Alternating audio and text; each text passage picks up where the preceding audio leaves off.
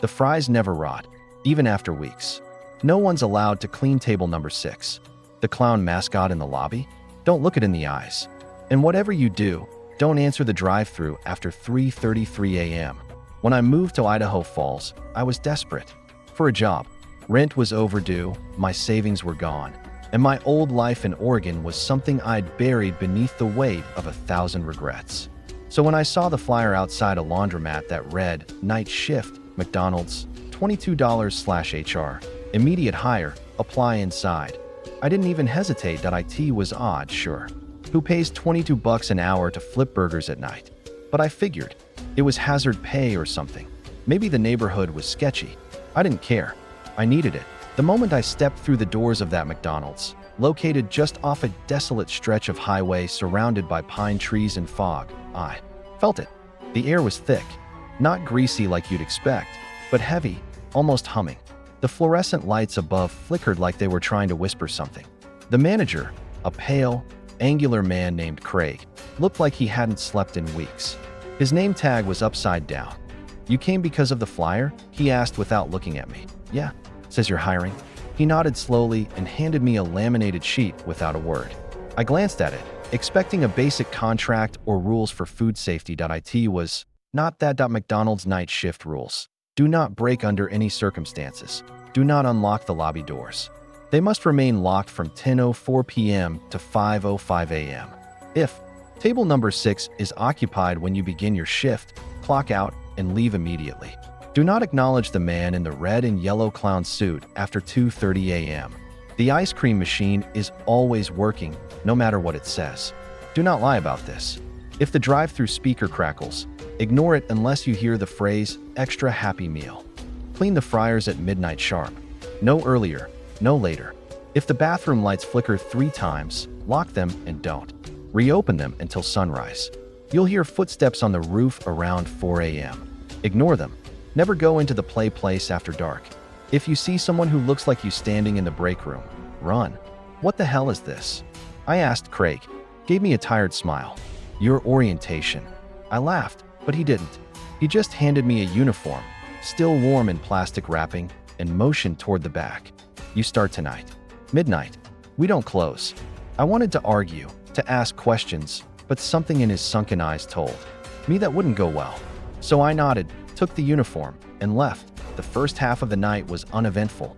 At first I arrived at 11:55 p.m., 5 minutes early. The parking lot was empty except for Craig's rusty Honda and a semi-truck idling quietly in the dark like it was holding its breath. I stood at the locked front doors, unsure of what to do, until the side employee entrance clicked open by itself. Inside, the restaurant was brightly lit, unnaturally so. It reminded me of those dreamlike rooms in old liminal space photos. Clean, perfect, sterile, but somehow off. Everything smelled like bleach and synthetic cheese. There was no one at the counter, no cooks, no customers, just me and the rules. I clocked in using the touchpad on the wall, which showed only my name. "Welcome, Jackson." I had never entered it. The back room had a desk with monitors, all showing live feeds of the store, inside and out. One of them showed table #6. And there was someone sitting there. A girl. Blonde, hair covering most of her face. She was completely still, not eating, not moving, not even blinking. I stared at the monitor, pulse rising, then remembered rule #2. If table number 6 is occupied when you begin your shift, clock out and leave immediately. I bolted from the office to the front counter to see for myself. The lobby was empty. No sign of her. The monitor still showed her sitting there. I slowly turned my gaze toward the glass windows near table number 6, and it was empty, just 4 cold chairs and a wipe-clean table. But the monitor, still static and grainy, insisted she was there. I told myself it was a lag, a glitch, that maybe the camera feed was from another night. I stayed. I shouldn't have. Midnight struck, and as instructed, I cleaned the fryers. Their grease hissed and popped louder than normal, almost violently, and I swear I heard whispering in the sizzle. At 12:22 a.m., the drive-thru speaker crackled. My blood froze. "Welcome to McDonald's," I said through the headset, trying to sound calm. "Can I take your order?" No answer, just static. Then a voice whispered, "Extra happy meal." I froze. I remembered rule number 5. Only respond if that phrase is said. I cleared my throat. What would you like in your extra happy meal? There was a pause. Then, a toy, just like you. The headset died. The screen went black. I ripped it off and backed away from the window. The drive-thru was empty. When I checked the feed again, the truck in the parking lot was gone to 2:33 a.m. I went to refill napkins by the front when I saw him. The clown, not Ronald. Not exactly. This one was twisted. His smile painted wider than necessary. His suit dirtier. The red paint on his nose looked like dried blood, and his eyes, milky white with no pupils, followed me as I passed. I remembered rule number 3. Don't acknowledge him. So I didn't. I kept my head down and returned to the back. But when I checked the monitor, he was gone. And table #6, occupied again. Same girl. But this time, she was smiling. And this time, so was I. I didn't mean to. I didn't want to. But something in my face contorted, and my lips curled without permission, mirroring hers. Wide. Too wide. And I felt a wet tear run down my cheek as my own body betrayed me. The worst part, I could hear her whispering in my head. If she smiles back, it's already too late. Don't sit, even if she invites you. She knows your secrets. And if she stands up, my lips wouldn't stop smiling. It wasn't joy. It wasn't amusement. It was something deeper, something wrong. Like a parasite had hijacked my muscles and decided to mock what humans looked like when they were happy. I splashed cold water on my face in the back room, staring at my reflection in the tiny employee mirror. The smile wouldn't fade. My eyes were bloodshot, twitching at the edges. The overhead lights flickered. Then, like someone flipping a switch, it stopped. The smile vanished. My lips trembled, and I exhaled so hard I nearly collapsed that I checked the monitor. Table number 6, empty. But something else caught my eye. The bathroom lights were flickering, 3 sharp blinks in sequence. Rule number 7. If the bathroom lights flicker 3 times, lock them and don't reopen them until sunrise. I grabbed the manager's keys and hurried toward the restroom hall. Every step I took made the air thicker, like walking underwater. As I rounded the corner, I froze. The lights above both doors were strobing violently now, blinking in that exact triple pulse like a heartbeat going into arrest. I jammed the keys into the lock of the men's room, twisted hard, and click. Locked. I repeated the motion with the women's. As I turned away, thump from inside. Another thump. Then a sound like sloshing wet meat dragging across tile. I ran back into break room. I slammed the door and locked it behind me. My breath came in shallow bursts. My shirt stuck to my back with sweat. The clock read 2:48 a.m. On the monitor, the PlayPlace camera flickered. It had been dark before, a black void. Now, something was moving in there. I leaned closer. The static made it hard to tell, but it looked like, no, there was a figure. A tall, stretched thing crawling through the tubes. Pale skin, arms too long. Its eyes glowed faintly in the shadows. It was making its way toward the ball pit, like it was searching for something. Or someone. I reached for the intercom and activated the mic that connected to the PlayPlace speaker. Hello, I said, stupidly. The figure froze. Its head jerked up so fast I thought its neck would snap. It stared directly at the camera, then it smiled. Wide, like mine. Suddenly, the intercom screamed. Not a voice, just high-pitched, deafening feedback. I yanked off the headset and threw it to the floor. All the cameras blinked once, and when they came back on, table number 6, occupied again. The girl was standing this time, facing the camera, facing me. I backed away from the monitors. My breath fogged the glass, even though the room wasn't cold. I didn't want to look, but I had to. I opened the break room door an inch and peered down the hallway to N01. But I heard the softest whisper, so faint I thought it was my own. Thoughts. Come sit with me, Jack. I never told her my name. I slammed the door again and pressed my back against it, heart hammering in my chest. Then came a new sound. Footsteps. Not above. Not outside. Inside, but slow. Measured. Like someone knew I was listening. I checked the monitor again, and I swear to God, the girl had vanished from table number 6, and a new window had appeared in the feed. One that wasn't there before. Break room. Live feed. It showed me. From behind. My heart stopped. And in the feed, I wasn't alone. Behind me, a pale shape with long black hair was standing, smiling, her lips dripping something dark and wet. I spun around. No one in the room was empty, but the air still felt full that I didn't sleep the rest of the shift. I just sat, knees clutched to my chest, waiting for sunrise. When 5:05 a.m. hit, the lights returned to normal. The monitors blinked off. The air grew light again. Normal. Craig arrived exactly at 5:06. You made it, he said, as if he didn't expect me to. I told him everything. The clown, the voice, the girl, the drive-through whisper, the bathroom, the new camera feed. He didn't react, he just nodded, handed me a coffee from the tray he always brought in, and said, "Just follow the rules." Most don't. That's when I noticed it. The cup had a small smile drawn on it, that a perfect copy of hers. Don't ask why the ball pit smells like iron. Don't answer the knock on the freezer door. If the clown turns its head, hide. And whatever you do, don't ever feed it. That I didn't go home after my second shift. I drove around for hours, chain smoking, and watching the Idaho sky shift from indigo to a cold gray dawn. Something had latched onto me, in me. A presence, like static under my skin. When I looked in the mirror at red lights, I kept expecting to see her face behind mine. That twisted, glassy-eyed grin. That stare that made my bones itch. But she never showed. Not yet. I told myself I wouldn't go back that night. I lied. 11:55 p.m. Third shift. The second I parked, I saw something was wrong. The restaurant lights were dim. The golden arches above were flickering like a dying heartbeat, casting shadows that danced too slow for reality. As I approached the doors, I noticed something drawn on the glass. Fog, handprints, smeared faces. It looked like someone had been pressing their entire body to the window from the inside, trying to get out. The employee entrance opened before I could touch it. I hesitated. But rule number 2 flashed through my mind.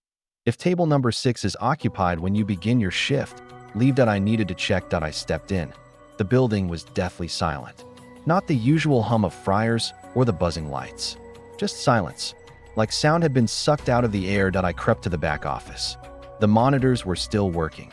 All cameras showed the same thing. The clown, every screen. Same position. I in the center of the lobby, facing forward, arms at its sides like a toy soldier. Just staring. Even the drive-through camera, the play place, the freezer cam, all of them showed the clown, standing, waiting, unmoving. I nearly turned to run. But something clicked inside me, like a switch being flipped in the back of my skull. I needed answers. I needed to know what this place really was. So I stayed. At 12:13 a.m. The intercom buzzed by itself, not the drive-through. The internal one. The one meant for staff. Feed it, the voice said. Hoarse, wet, like it came from a throat filled with phlegm and dirt. I stared at the mic in horror. Feed what? I asked aloud, trembling. There was no answer, just laughter, soft, high-pitched, childlike. Then static. I made my way to the lobby.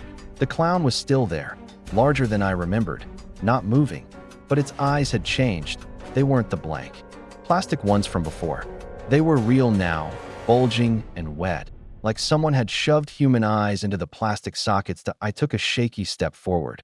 Its head twitched, just a millimeter, just enough to make my bladder ache with cold fear. Don't feed it, I whispered. Don't acknowledge it. I turned to leave, but a bang echoed from the kitchen. The freezer door. Bang, bang, bang. It wasn't random. It was rhythmic, like knocking, like something alive was inside. Rule hashtag? There was no rule about the freezer. I unlocked it. I don't know why. Maybe the rules wanted me to. The cold hit me like a wave of needles. Meat hung from hooks, ice crusted over boxes. But in the corner, there was a child. Or at least, it looked like one. Its skin was pale blue, lips purple. Frost clung to its hair like sugar. Its eyes were wide open, and it was whispering something, over and over. Happy meal, happy meal, happy meal. I stepped closer, and it turned its head slowly, mechanically, like a broken toy. Did you bring the toy? It croaked. No, I said, breath fogging. Its eyes filled with tears. Then it screamed, a sound like a dying pig being fed into a blender. I slammed the door and locked it. When I turned around, the clown was in the hallway, closer, head tilted, eyes blinking. I ran, past the kitchen, past the office, into the play place. Rule number 9, never go into the play place after dark. I had no choice. The moment I entered, the temperature dropped 10 degrees. The lights were off, but the soft neon glow from the exit signs cast long, eerie shadows through the tunnels. Everything inside smelled like copper, and something thick was dripping from the upper slide that I looked up. The long-armed thing from the camera was here that IT was feeding. Something was in its arms. Maybe a raccoon. Maybe not. It crunched and slurped and didn't stop as it turned its head toward me. Its mouth unhinged, rows of teeth like shark fins, glittering with saliva and red foam that I backed away slowly. Then I saw it. A crayon drawing taped to the wall inside the play place that IT was old, faded, but I recognized the red and yellow smile that a stick figure drawing of the clown, with black eyes. Beside it, written in a child's handwriting, Ronald says if we bring him food, he won't take us. But he lies. My foot slipped on something wet. I looked down. A name tag. Mine, but I'd never seen it before. The letters were still bleeding. I ran again, bursting back into the kitchen, slipping on grease. The clown was standing behind the counter now, smiling. Then it spoke. I'm loving it. Its voice was deep, hollow, like something clawing out of a grave. The lights exploded above me. Glass rained down. And through it all, I saw the clown slowly raise one arm and point TO table #6th as she was sitting there again, smiling. A happy meal box sat in front of her, unopened. She patted the seat across from her, eyes unblinking. My legs moved before my brain did, like strings pulled by invisible fingers. I walked toward her. I Saturday the box opened by itself.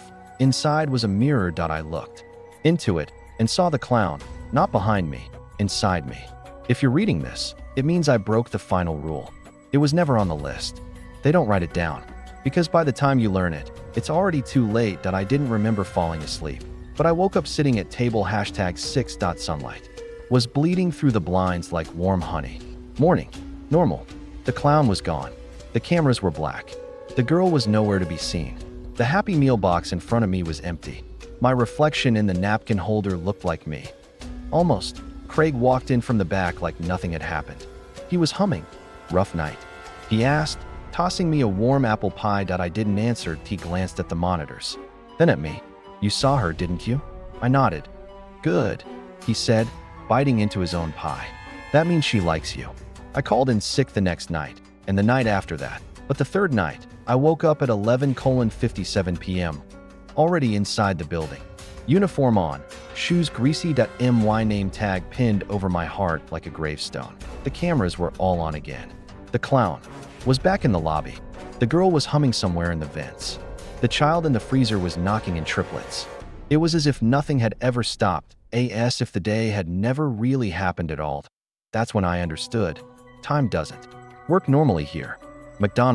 This McDonald's, exists somewhere between days. A place you only reach when you're lost or chosen. And I'd been chosen. I found a drawer in the manager's office that wasn't there before. Inside were dozens of name tags. All of them had my name, all spelled the same way. Some were cracked, some were melted. One still had blood on it. That's when the printer in the corner started whirring. IT spat out a single piece of yellowing paper. A new rule, but this one didn't have a number, and it wasn't typed. IT was written in thick red ink. Sharp, jagged letters that carved into the paper like claws. You can leave, but only if you get someone to take your place. I stared at it, the meaning sunk in like a hook in my gut. Craig didn't work here.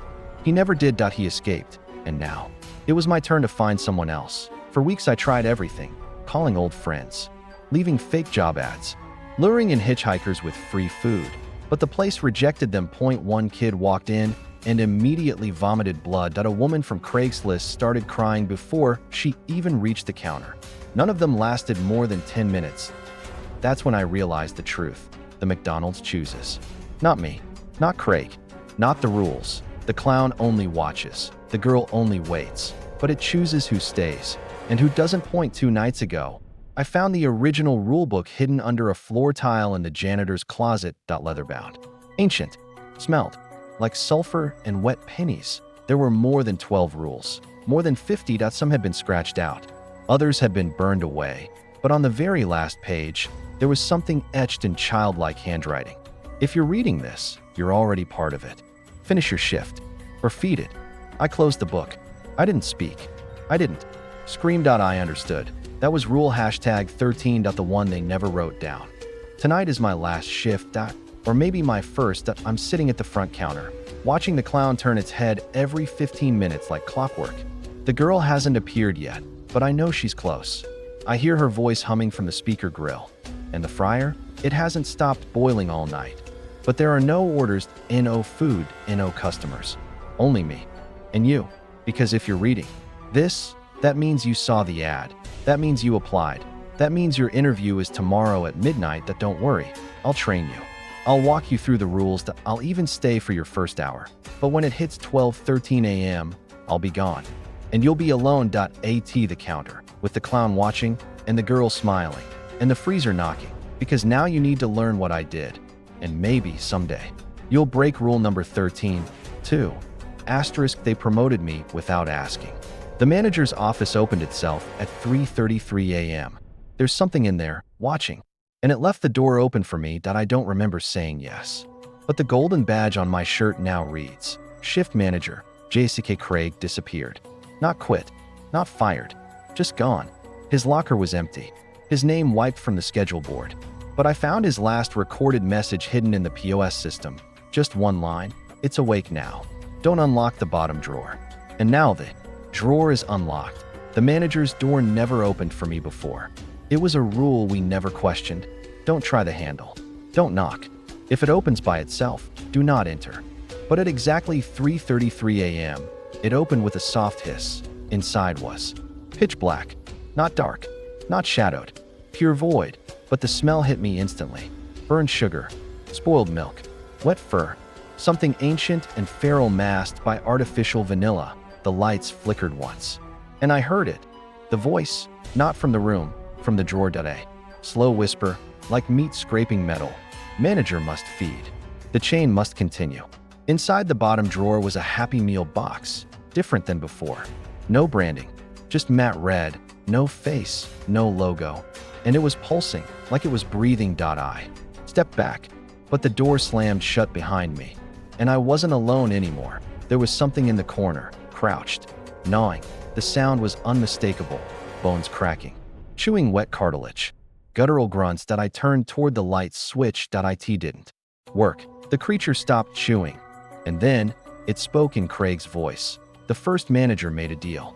One customer every week. No more, no less. You've had too few. The wall behind the desk peeled open like paper, revealing a hallway that shouldn't exist. It led down, not into the foundation, deeper, into a place that buzzed with ancient hunger. The air grew hotter the deeper I walked. The wallpaper was old, like from the 70s, grease-stained, rippling with shapes beneath. The end was a mirror, not a reflection. A recording. Me, sitting at table number 6, over and over, each time slightly different. Sometimes my smile is wider. Sometimes the girl is on my lap. Once, I'm feeding her pieces of myself, and she always looks happy. Suddenly, my real reflection stepped out of the mirror and asked me, "Who did you feed, Jack?" I ran. I don't remember how I got back upstairs. All I know is the drawer is still open, and the box inside, still breathing. The box is still breathing. The girl keeps asking for a name, and the intercom keeps repeating one word: deliver. It started exactly 24 hours after the drawer opened. Every camera feed went dark for 3 seconds. When they came back online, someone had written in mustard across the counter, "Deliver it, or she'll pick her own." The red, logo-less Happy Meal box sat where I'd left it, on the desk, humming with low vibrations. The scent of it had changed, hot copper, like blood left under a heat lamp. I tried to toss it in the trash. The bin caught fire. No smoke, no alarm, just silent flames burning blue, then vanishing like it never happened. At 2:22 a.m., the drive-thru headset whispered again, but this time, it wasn't static. It was a voice I recognized. "Jack," it whispered. "You were supposed to feed her. Why did you wait?" I didn't answer. Oh, it spoke again, louder, angrier. "Why did you wait?" The lights flickered. The fryer boiled over. The camera feeds now showed things that weren't in the restaurant. Old people sitting at the tables, children holding bags from the wrong decade. All of them turned toward the counter, waiting. The clown was gone from the lobby. Instead, it stood in front of the employee entrance, blocking it, holding a clipboard. On the clipboard, a delivery address, 711 Morrow Street. Side door, 4:44 a.m. Knock 3 times. Leave the box. Do not look inside the house. Below that, scribbled in shaky handwriting, last chance, Jack. I don't remember the drive. All I know is the box never left my lap. It grew heavier the closer I got. It moved sometimes, pulsing like it was full of muscle and breath and hatred. 711 Morrow was a dead-end street with a house that leaned like it had been trying to fall for years but kept getting pulled back up by something underneath. No lights. No mailbox. No address on the wall. But I knew it was the right one. I knocked 3 times. The door creaked open before I finished the last knock. Inside was nothing, just darkness. I set the box down on the threshold, turned, walked away. But when I reached my car, the box was on my hood, open, empty. That's when I heard the screaming from inside the house, from under the ground, from inside my own head, the kind of screaming that makes you bleed from places you didn't know had veins. And then, the silence. Back at the store, everything was normal. The clown was back in its spot. The freezer was quiet, but the manager's office door was now gone. Not closed. Not locked, just gone. A wall where the door used to be at 5:59 a.m., 1 minute. Before shift end, the girl walked out of the play area, dragging a crayon behind her. She handed me a napkin. On it, she'd drawn a picture. Stick figures. 1 was me. 1 was her. 1 was the house. And in the window of that house, a face, still screaming. She smiled and said, "You did good, Jack. Next time, you get to choose who goes in."